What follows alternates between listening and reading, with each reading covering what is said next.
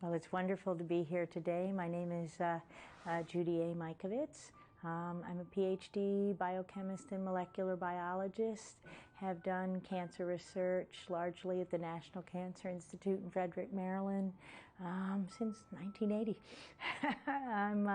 I started working as a natural products chemist and a protein chemist in fermentation chemistry, and my job was to make the first interferon alpha, the first immune therapy that actually went into people to cure cancer when we discovered how powerful interferons were for the magic bullet against cancer.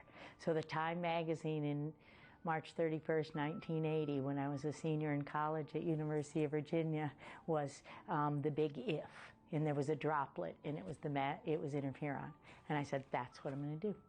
So we first started working with the first human retroviruses. Those are retroviruses like HIV. So we were among the first people to begin recognizing that when the young men were getting sick with all of these opportunistic infections, it used to be called gay-related immune deficiency GRID, and we isolated the virus, HIV, and pretty well changed the world with our research. My PhD thesis was actually shifted the paradigm. So at the time we thought that a type of T cell was the problem in the disease, and that was the T cell that was being killed, but it wasn't being killed by the virus. It was being killed by indirect mechanisms. We used to call it bystander effects because my PhD thesis, in fact, was defended a week after Magic Johnson declared he was HIV positive. That was November 14th, 1991.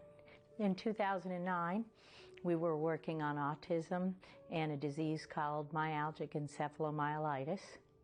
And many of the families with the patients had different kinds of cancers, and there was a little cluster of lymphoma and leukemias in Incline Village, a cluster of ALS, which is Lou Gehrig's disease, a motor neuron disease, and this chronic fatigue syndrome.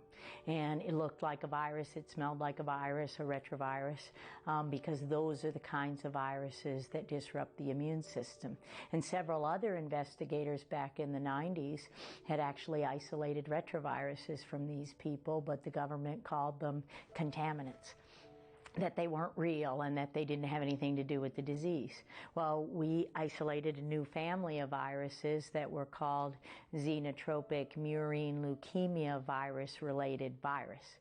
So these viruses were murine leukemia viruses, mouse viruses. And so spin forward 2 years, our paper published in one of the best scientific journals in the world in Science, October 8th, 2009. Usually that makes one's career. In my case, it ended my life as a scientist as I knew it.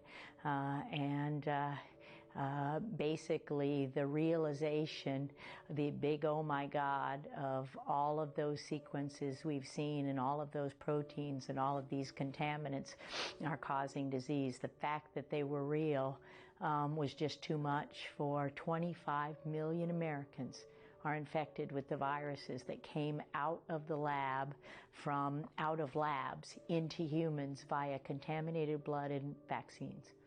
And that was so I was fired, jailed, without cause, without hearing, without any civil rights at all, just drug out of my house in shackles one day, November 18th, 2011. I refused to denounce the data. I refused to say it was a mistake. We had the data. I showed the data. I showed all of the data. And I just refused. They basically said, tell everybody you made it all up and you can go home. And if you don't, we'll destroy you. And they did. I mean, economically as a profession, but they didn't because thank God for my faith and for my husband and for my family and for the patients, because in order to steal one's passion, my passion wasn't money. Scientists don't make money. My passion was helping people, and the patients never walked away from me. So in 2011, another AIDS researcher in a journal called Frontiers in Microbiology wrote a paper that really cost me a lot. I didn't know he was going to write this paper, but it basically said the most likely way that these murine leukemia virus-related viruses, these types of viruses, entered humans was through vaccines. So when did we start vaccines? 1953, 1934, right in the 30s with the polio, and what we were doing to attenuate, to make the virus less pathogenic, less toxic, is we were passing them through mouse brains.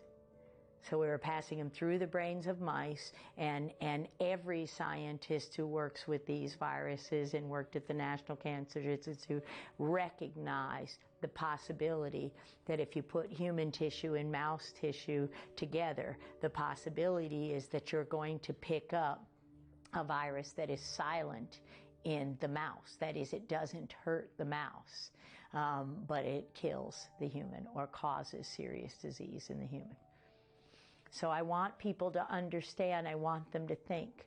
We live in a society where we're bombarded with commercials, big pharma, so they give you all the warning on Opdivo, the immune therapy that's a new chance for new life. And when you look at the little picture at the bottom, it says they live 12 months versus the 9 months of the control.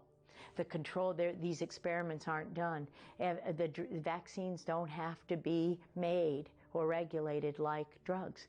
They're biologics. They're given a free pass. There's a vaccine court. You can't sue the doctor. You can't sue the manufacturer. There's a federal court that oversees vaccine injury, and it's more corrupt than anything you could ever imagine.